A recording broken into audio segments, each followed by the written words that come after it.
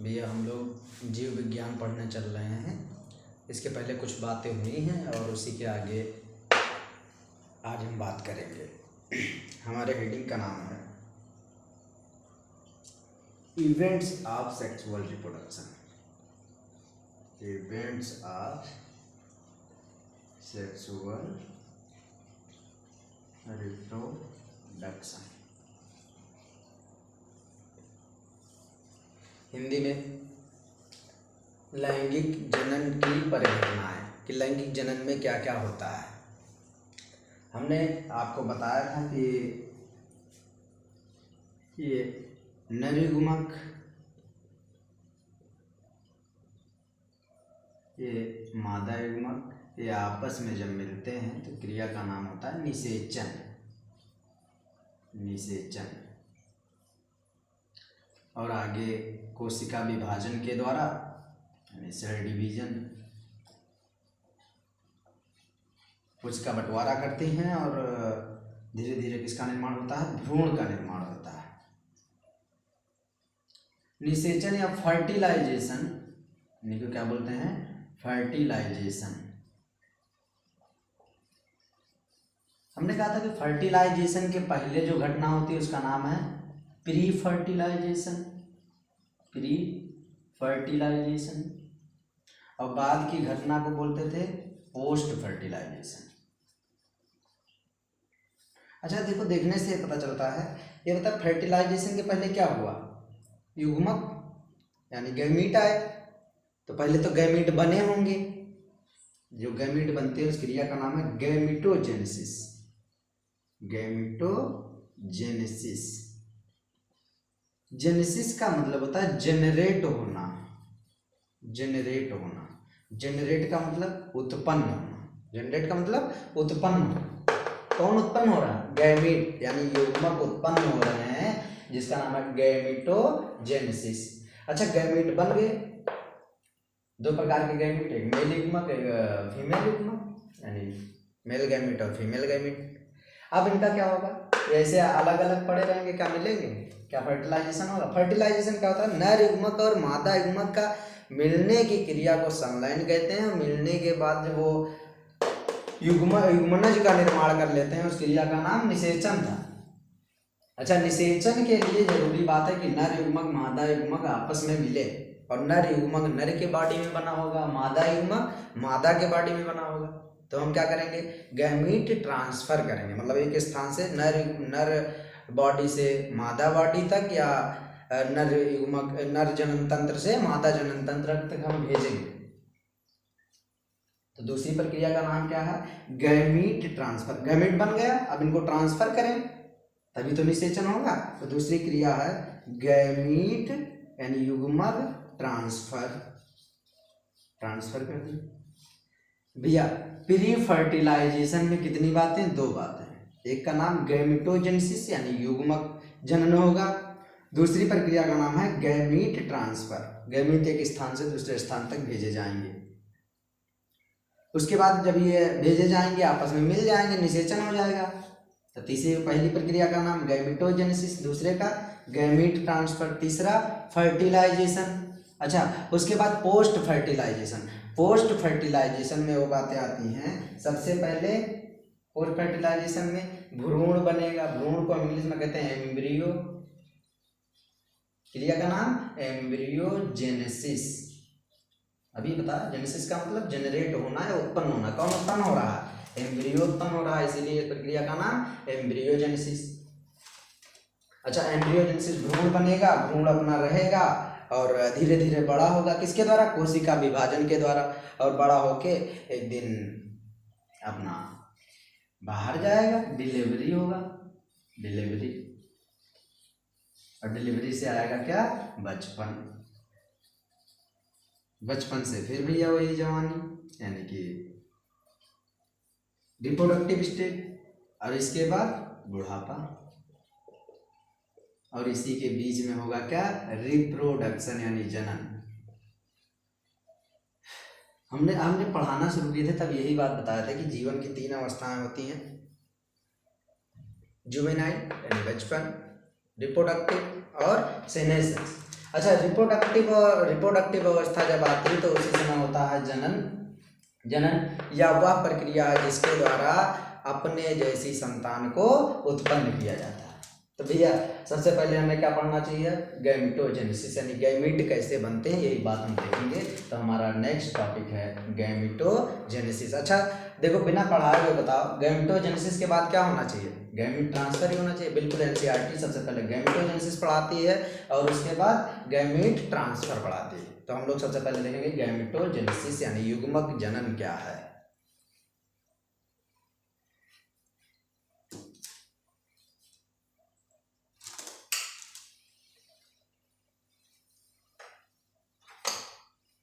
अच्छा, कोई भी बात हमें देखनी है तो किसमें देखनी भैया,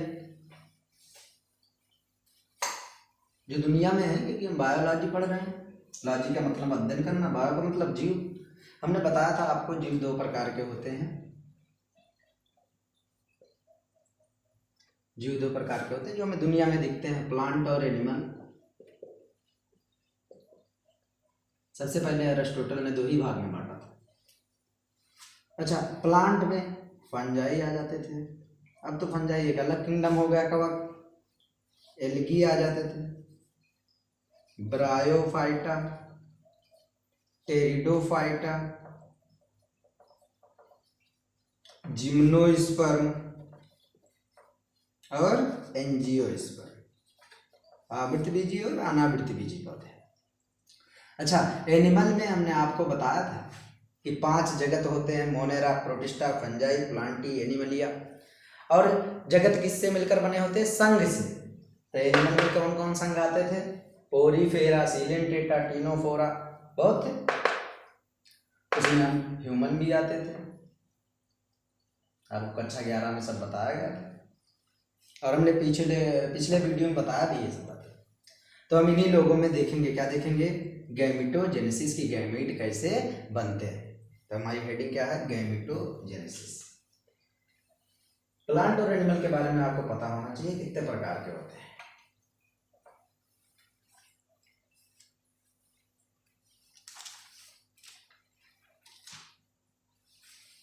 हेडिंग क्या है, गैमेटोजेनेसिस।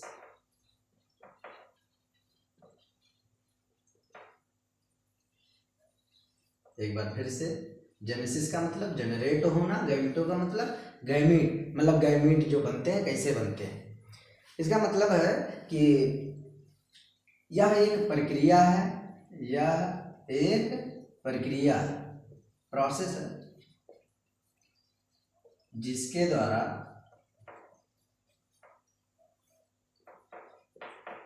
युग्मक का निर्माण होता है, युग्मक का निर्माण होता है।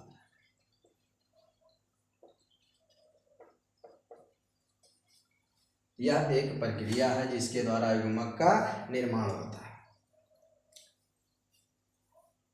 एक रूल है कि गैमीट आर ऑलवेज हिप्लॉइड, मतलब ये हमेशा गैमीट जो होते हैं वो एक गुणित होते हैं। युग्मक कैसे होते हैं भैया, ये एक गुणित होते हैं। ये रूल है, नियम है कि युग्मक हमेशा एक गुणित होते हैं।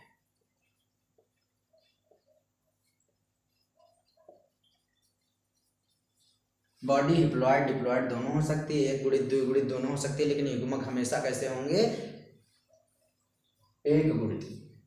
एक गुणित इनकी बॉडी में क्रोमोसोम की संख्या आधी होगी, यानी n होगी, हैप्लॉइड बॉडी।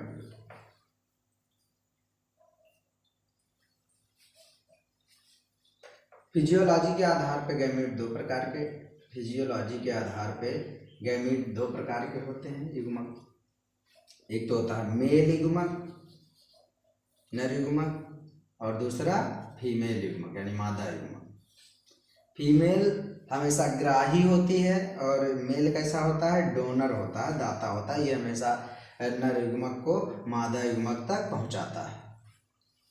फिजियोलॉजी के आधार पर गैमेट कितने प्रकार के, दो प्रकार के, एक का नाम मेल गैमेट, एक का नाम फीमेल गैमेट, नर युग्मक और मादा युग्मक।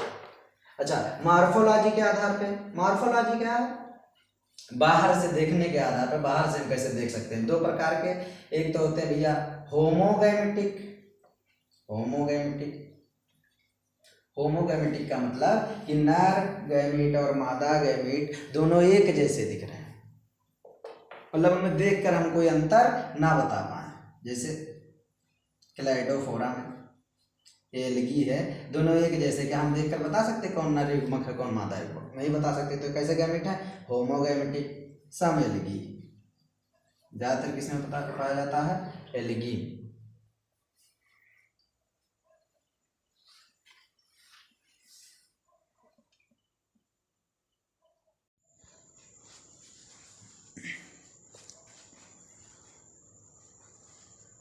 मॉर्फोलॉजी के आधार पे गैमेट दो प्रकार के थे।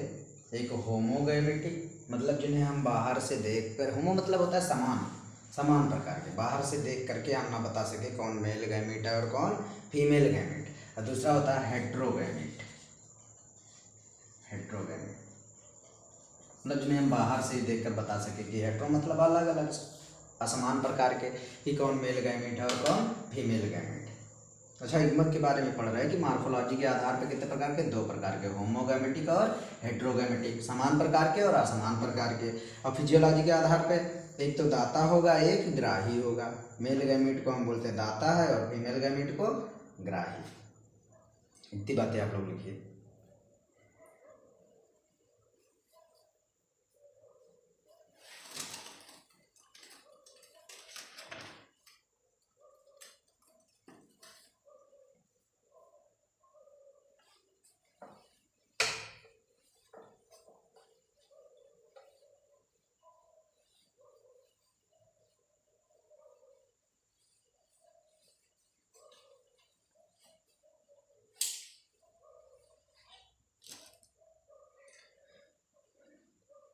एनिमल के केस में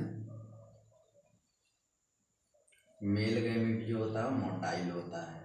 मेल गैमेट कैसा होता है? मोटाइल होता है। मोटाइल का मतलब चलने वाला होता है। और फीमेल गैमेट कैसा होता है? नॉन मोटाइल होता है, मतलब ये चलता नहीं है।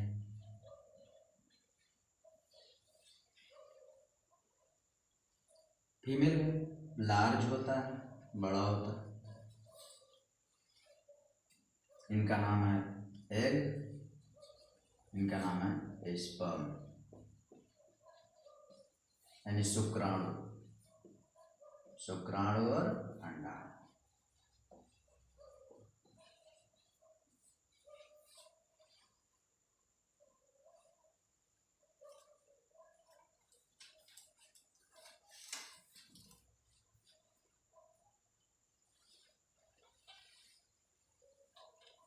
मेल गैमेट का भैया क्या नाम है? शुक्राणु। और फीमेल गैमेट का नाम अंडाणु।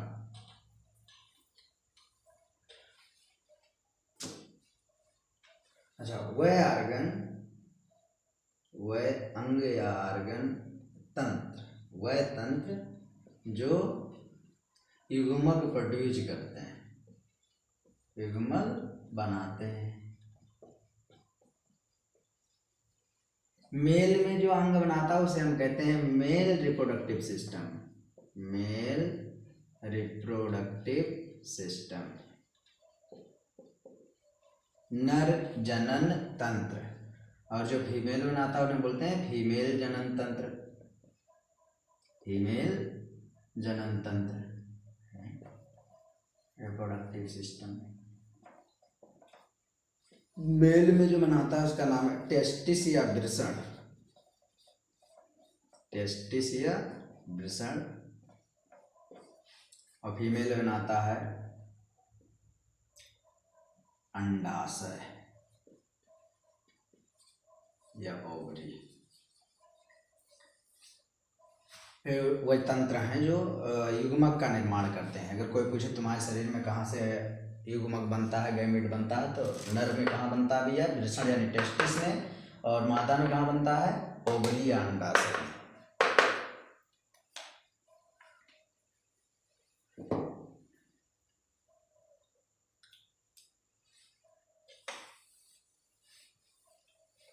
इन्हीं के आधार पर पौधों को बांटा गया है कई भागों में। अगर नर मतलब एक पौधा यूनिसेक्सुअल, यूनिसेक्सुअल प्लांट, यूनि का मतलब एक लिंगी पौधे। कैसे पौधे? एक लिंगी पौधे। और कुछ होते हैं द्विलिंगी पौधे, द्विलिंगी और एक लिंगी पौधे। अच्छा, ऐसे पौधे जिनमें एक ही लिंग पाया जाए, मतलब या तो नर जनन तंत्र हो या तो मादा जनन तंत्र हो, तो इन पौधों को हम बोलेंगे एक लिंगी पौधे। और द्विलिंगी पौधे का मतलब जिनमें दोनों पाए जाएं, बाइसेक्सुअल। बाइसेक्सुअल मतलब नर जनन तंत्र और मादा जनन तंत्र अगर एक ही शरीर में पाया जाएगा तो हम बोलेंगे बाइसेक्सुअल प्लांट है, यानी द्विलिंगी पौधे हैं। अगर एक अलग अलग पाएगा कि नर इस पौधे में है, मादा दूसरे पौधे में जनन तंत्र है, तो उन्हें क्या बोलेंगे? एक लिंगी प्लांट। द्विलिंगी और एक लिंगी। अच्छा, इन्हीं के आधार पे फ्लावर भी होते हैं।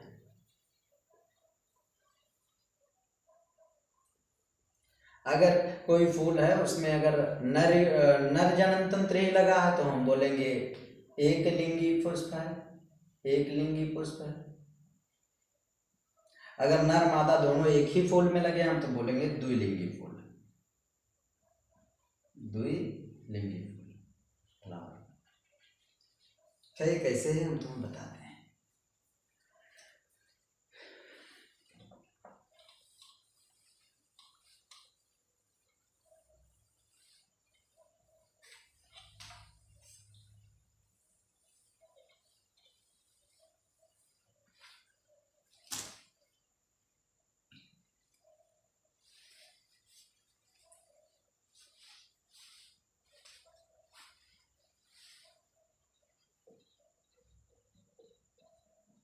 ऐसे फ्लावर जिनमें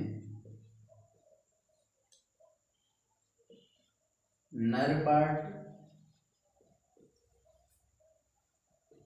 और मादा पार्ट एक ही पुष्प में पाए जाएं, एक ही पुष्प में पाए जाएं,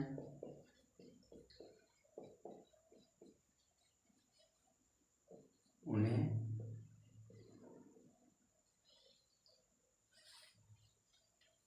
बाइसेक्सुअल फ्लावर कहते हैं।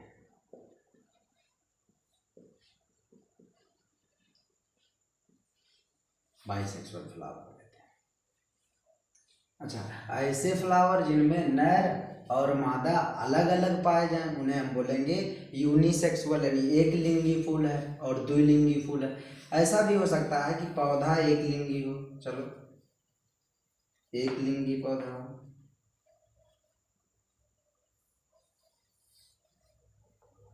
अच्छा, पौधे दो लिंगी भी हो सकते हैं, द्विलिंगी पौधे।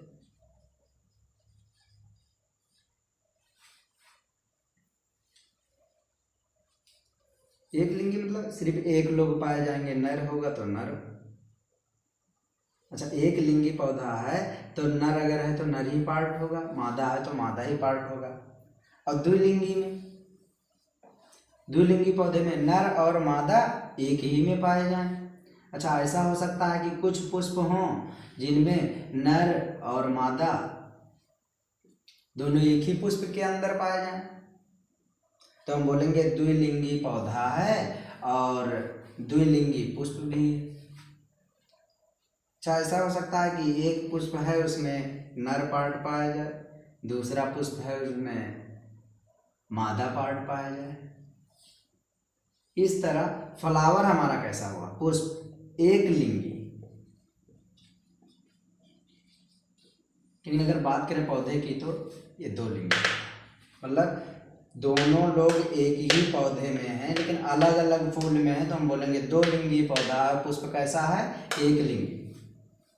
अगर एक ही पुष्प के अंदर नर पार्ट और मादा पार्ट दोनों पाए जाए तो हम उस समय कहेंगे कि पौधा दो लिंगी है और पुष्प भी कैसा है? दो लिंगी। तो पुष्प कितने प्रकार के हो सकते हैं? द्विलिंगी पुष्प, एक लिंगी पुष्प। और पौधे कितने प्रकार के? एक लिंगी, द्विलिंगी, दोनों हो सकते हैं। जैसे हमारे पास कोकोनट, कोकोनट और कुकुरबिट्स, ये दो ऐसे पौधे हैं जो मोनोइसियस, कैसे भैया, मोनोइसियस, मोनोइसियस। ईसीएस का मतलब घर, मोनो का मतलब एक, जिनमें एक ही घर हो, यानी नर और मादा दोनों एक में हो, उन्हें हम बोलेंगे मोनोइसियस प्लांट। कैसे प्लांट, मोनोइसियस प्लांट। और अगर सेक्सुअलिटी के आधार पर बोले तो क्या बोलेंगे, बाइसेक्सुअल, बाइसेक्सुअल, नर और मादा दोनों एक ही में है। कौन कौन भैया, कोकोनट और कुकुरबिट्स। अच्छा, कुछ प्लांट हैं जो डाईईसियस हैं, डाईईसियस, वही बात, ईसीएस का मतलब घर, डाई का मतलब दो, जिनमें दो घर हों, यानी नर अलग हो और मादा अलग हो। इसे हम पपाया का एग्जाम्पल लेते हैं, पपाया। कभी आपने देखा हो पपीता का खेती, तो उसमें कुछ ऐसे पौधे होते हैं जो जिनमें पपीते नहीं लगते हैं, और कुछ ऐसे होते हैं जिनमें लगते हैं। जिनमें लगते हैं वो होता है फीमेल पौधा, और जिनमें नहीं लगते हैं कौन होता है, नर पौधा। तो इस प्रकार हम देख सकते हैं कि नर और मादा अलग अलग पौधों पर हैं, तो उन्हें हम क्या बोलेंगे भैया, डाईईसियस, यानी कि दो घर वाले पौधे। कैसे, दो घर वाले, और जब दो घर वाले होंगे तो कैसे होंगे, एक लिंगी। कैसे होंगे, एक लिंगी पौधे। तो एक लिंगी, दो लिंगी, दोनों के प्रकार हमने बताए।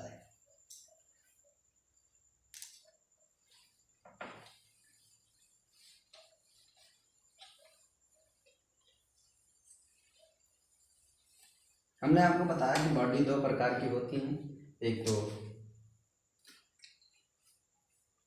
यन और टू यन, एक गुणित और दो गुणित। अच्छा, मोनेरा, प्रोटिस्टा, फंजाई, प्लांटी और एनिमलिया, यही लोग हमारे पास थे। और जो हमारा गैमीट होता है, युग्मक होता है, वो कैसा होता है, हमेशा हमेशा यन होता है, यानी एक गुणित होता है, कभी ये दो गुणित नहीं होता है। हमने रूल को बता कि एक रूल है कि युग्मक कैसा होता है, हमेशा यन होता है।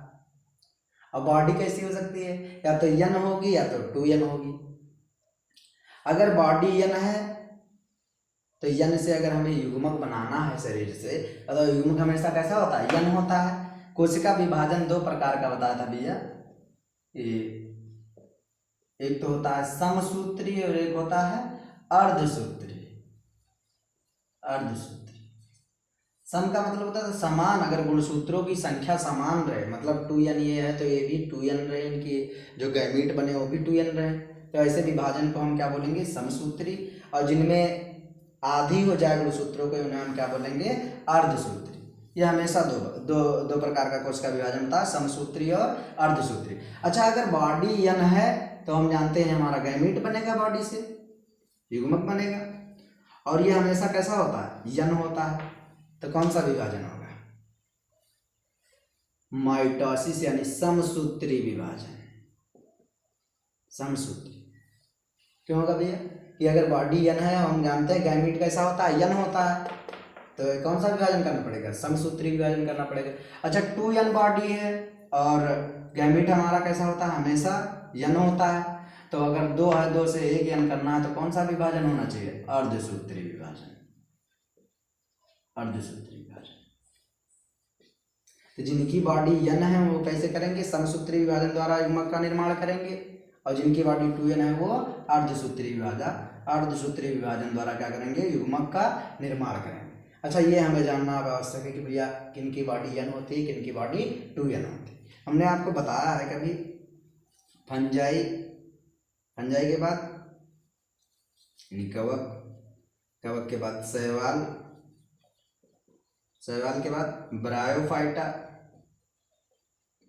ब्रायोफाइटा के बाद दिया टेरिडोफाइटा, टेरिडोफाइटा के बाद जिम्नोस्पर्म, जिम्नोस्पर्म, और जिम्नोस्पर्म के बाद एंजियोस्पर्म, यानी फ्लावरिंग प्लांट।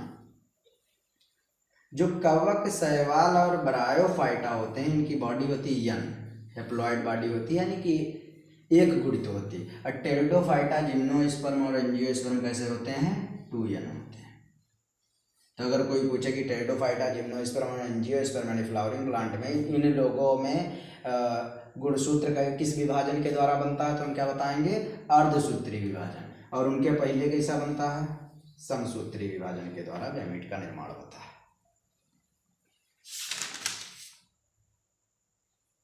ठीक भैया, इतनी बातें लिखिए आप।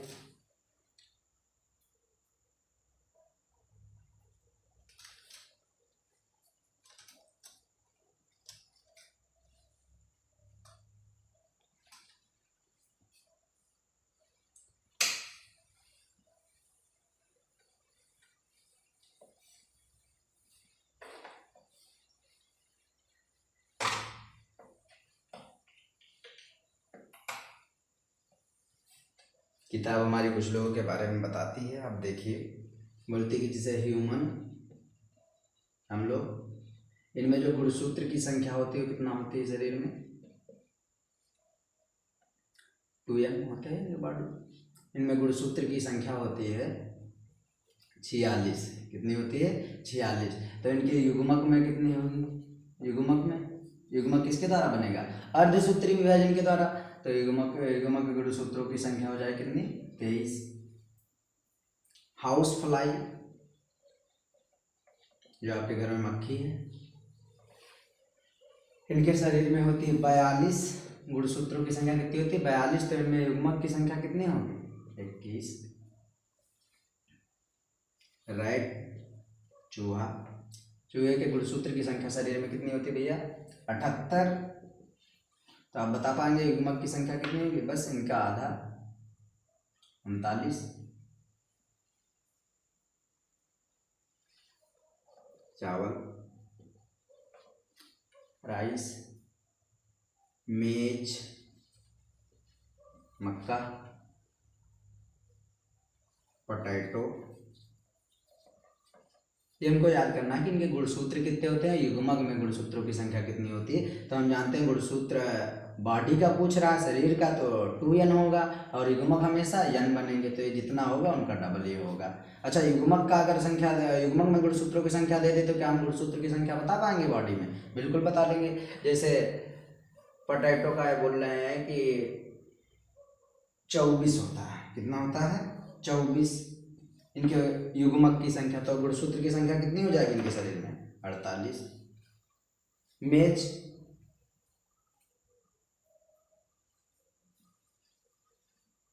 मेज में होती है 20। मेज की शरीर में कितनी होती है, 20। तो इनके युग्मक में 10। अच्छा, चावल में 24। तो इनमें गुणसूत्रों की संख्या 12। ये बात हमको याद रखनी। इनके शरीर में कितने होते हैं गुणसूत्र, 46, 42, और रैट में 78, राइस में 24, मेज में 20, पोटैटो में 48। और इनके युग्मक में गुणसूत्रों की संख्या 23, 21, 39, 12, 10, 24। ये बात आप लोग ध्यान दें। तो हम लोग क्या पढ़ चुके भैया, गैमेटोजेनेसिस। अब क्या पढ़ेंगे, गैमीट ट्रांसफर। कल हम लोग बात करेंगे गैमीट ट्रांसफर की। इतनी बात आप लोग सीखिए, कल हम लोग बात करेंगे गैमीट ट्रांसफर की। अच्छा, एक बार बात हो जाए कि हम लोगों ने क्या क्या सीखा है। बीच में लाइट चला गया।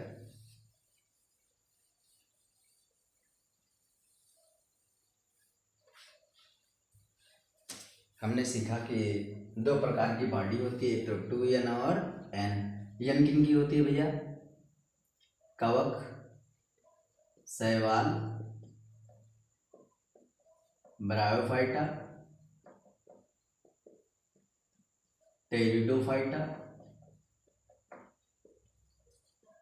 Gymnosperm, angiosperm.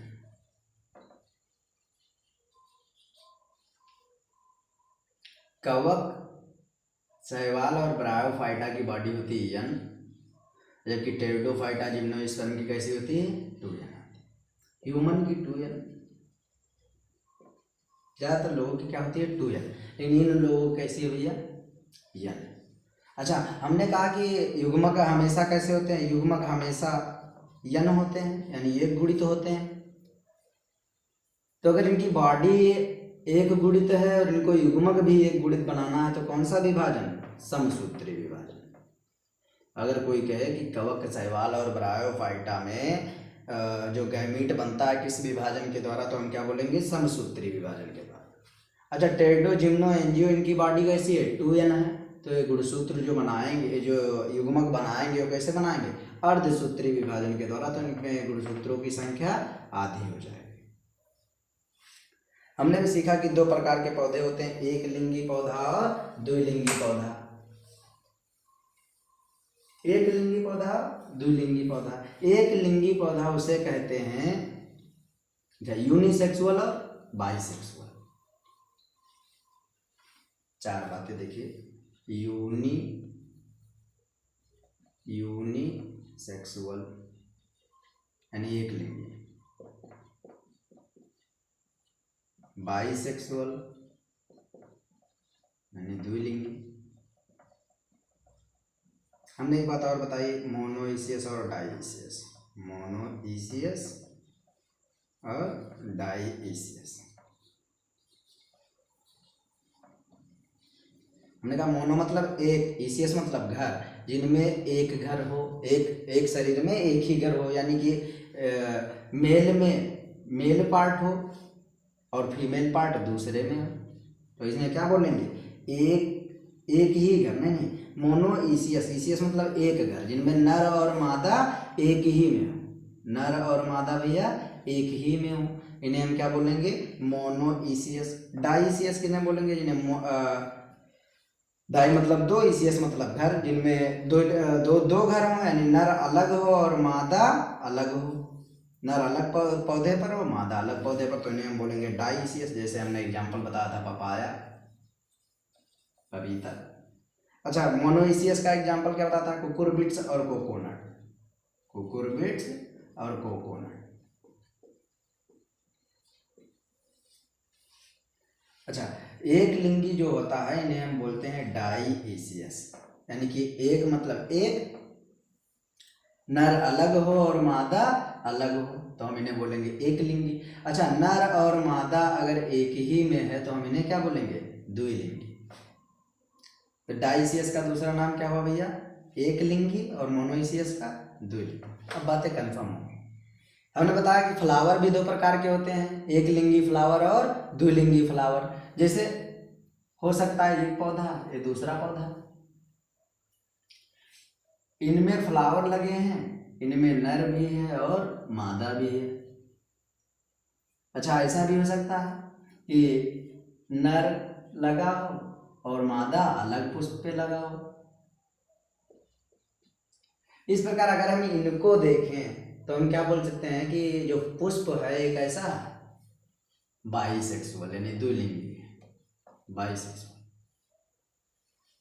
यहाँ पे पुष्प कैसा है, पुष्प एक लिंगी है, मतलब नर अलग है मादा अलग है, लेकिन दोनों ही केस में पौधा कैसा है, बाइसेक्सुअल, द्विलिंगी पौधा। तो पुष्प एक लिंगी दो लिंगी हो सकते हैं, लेकिन पौधा द्विलिंगी होगा। अच्छा, जब पौधा एक लिंगी होगा तो बिल्कुल कंफर्म है कि हमेशा पुष्प भी कैसा होगा, एक ही लिंगी होगा, यानी नर होगा या तो मादा होगा। ये इतनी बातें थी, इतनी बातें हम लोगों ने करी, और इस प्रकार हम क्या सीख गए, गैमीट बनाना सीख पाए। और कल हम क्या सीखेंगे, गैमीट का ट्रांसफ़र करेंगे, एक स्थान से दूसरे स्थान तक भेजेंगे। और उसके नेक्स्ट लेक्चर में क्या बात होगी, फर्टिलाइजेशन का, कि गैमीट नर युग्मक और मादा युग्मक आपस में मिल जाएंगे, क्रिया का नाम फर्टिलाइजेशन। फर्टिलाइजेशन के बाद देखेंगे एम्ब्रियोजेनेसिस, यानी एम्ब्रियो भ्रूणोद्भव, भ्रूण बनेगा, फिर ये लेसन हमारा कंप्लीट हो जाएगा। नहीं 3 लेक्चर या 4 लेक्चर और लगेंगे, ये लेसन पूरा कंप्लीट हो जाएगा। ये बेस है पूरी बायोलॉजी यानी रिप्रोडक्शन यूनिट सीखने के सबसे बेस है। फिर हम लोग डिटेल में देखेंगे फ्लावर में, और उसके बाद मानव में, फिर रिप्रोडक्शन यूनिट खत्म हो जाएगा। ठीक भैया, लगे रहिए। Thank you.